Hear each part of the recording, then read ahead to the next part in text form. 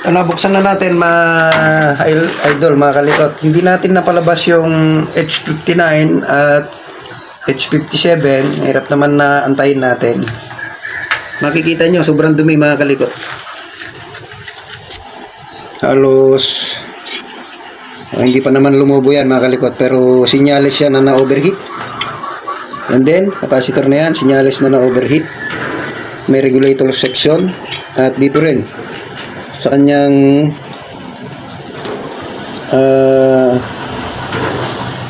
tawag dito, system supply, mga kalikot. Itong transformer na ito ay yun ang magpapafunction sa system. Pag sinwitch mo, dito lang gagaling yung primary voltage niya, mga kalikot, para mag-operate ang system niya. Nung sinaunang modelo pa ito. Ang una natin gagawin, mga kalikot, baka madali lang ito sa linis kasi madumi. Pero pag hindi natin nadala sa linis, mag-check tayo ng mga component. Ganyan siya kadumi, mga kalikot. Oh. Yan, ang power supply section. Yan, tapos high voltage section. Ito naman yung kanyang 30% section, mga kalikot. Okay, maulan dito sa amin, mga kalikot. Kaya hindi na tayo gagamit ng tubig para sa paglilinis. Ito na, gagamitin natin para matuyo agad. Sakripisyo na lang, mga kalikot. Gastos ng konti. Ganito lang yan. Mas madali siya matuyo. At para mas maganda naman yung ating pangangalikot sa kanya, nakita natin yung mga pyesa. Pagka ganyan kasi mas madali siyang patuyuin, mga kalikot. Yung tubig matagal. Ginagawa rin natin minsan yung kaya lang kailangan 3 araw mo siyang patuyuin, gamitan mo pa ng hot air. Ito hindi na, mga kalikot. Mabilisan lang ito. At huwag ibababad kasi mabubura yung mga number o mga kulay, mga kalikot. Kasi malakas yan.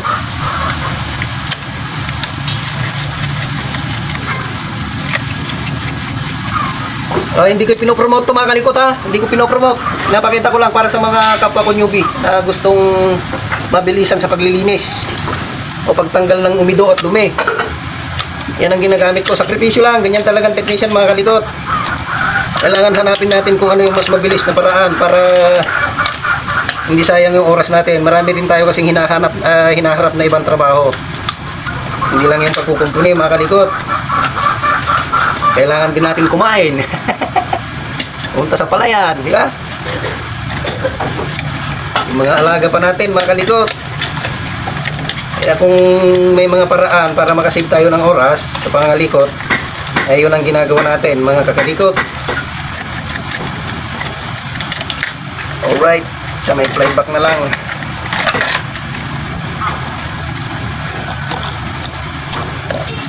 Yun. Naubos.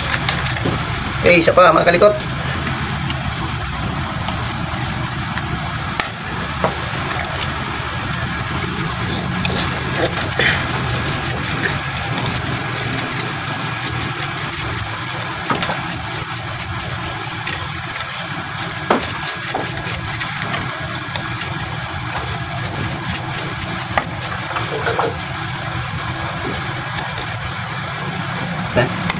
Sabi mo na. Okay, ayan na siya, mga kalikot. Mga idol. Kita na yung mga pyesa. Wala na yung alikabok. At ganoon na rin dyan sa baba. Sa ilalim pala. Sa kanyang pattern. Nilinis na rin. Pati ito. Bababay lang natin yung ibang tubig niyan, mga kalikot. O yung natitira bago natin i-hot air. Ayan, dyan lang muna.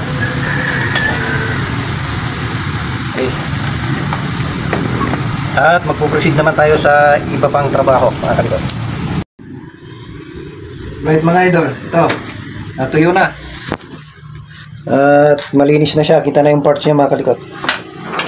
Pati ito, malinis na rin natin. Kung mapapansin nyo, mga kalikot, ang regulator nito ay STR 3115. Ibig sabihin mo niyan, ang output niyan ay 115 volts. Pero ito ay gumamit po ng octo isolator. Ayan siya, mga kalikot. Yan, opto-isolator po yan. Yan po ang unang natin titignan, opto-isolator. Malalaman po natin yan sa pamamagitan ng tester, yung reading, kung tama po yung binibigay niyang feedback dito po sa kanyang. Ito, magre-resistance check tayo mga kalikot ha. Ito, nasa infinite tayo, nasa mega ohms, at ito naman pong ating digital. Kita ba? Ay naka times 1. Makikita naman po natin yung marking dito. Ito siya mga kalikot oh. Ang positive po nito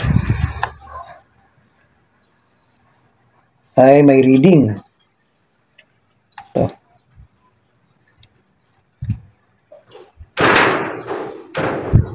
Ayan mga kalikot.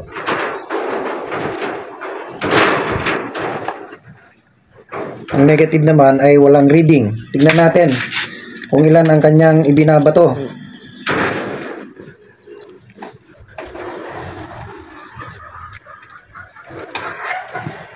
Yep.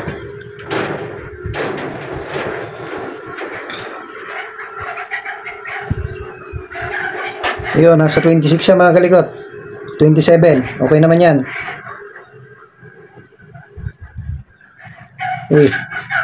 Ikakabit natin siya sa board. Titingnan natin kung mataas ang binibigay ng kanyang ABR.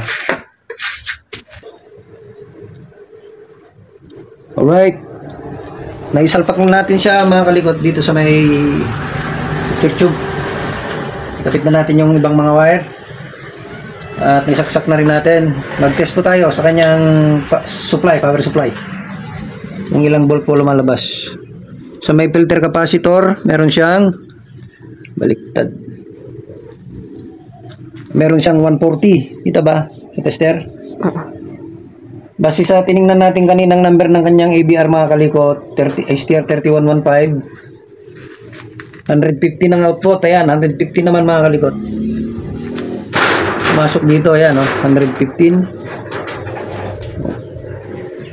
115. Okay naman siya mga kalikot. Hindi na rin siya nag-off oh.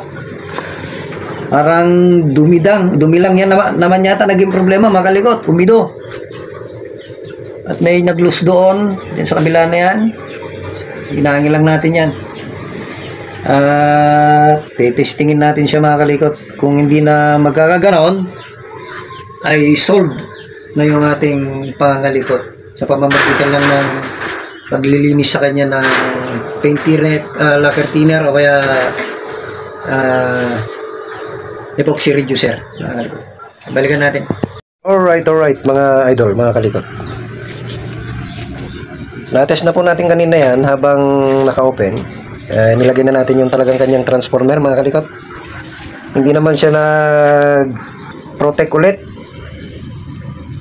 At hindi na rin lumabas yung H59 at H57. Marami lang po sigurong umido kaya medyo naglilik yung kanyang mga high voltage. Kaya nagre-register po yung H57. Try po natin mga kalikot.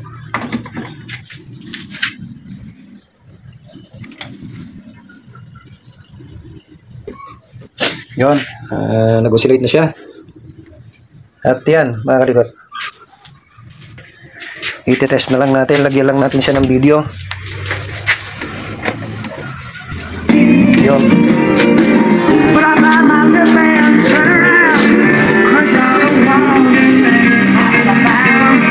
At ayan mga kalikot, goods na ulit siya, hindi na siya nag-off.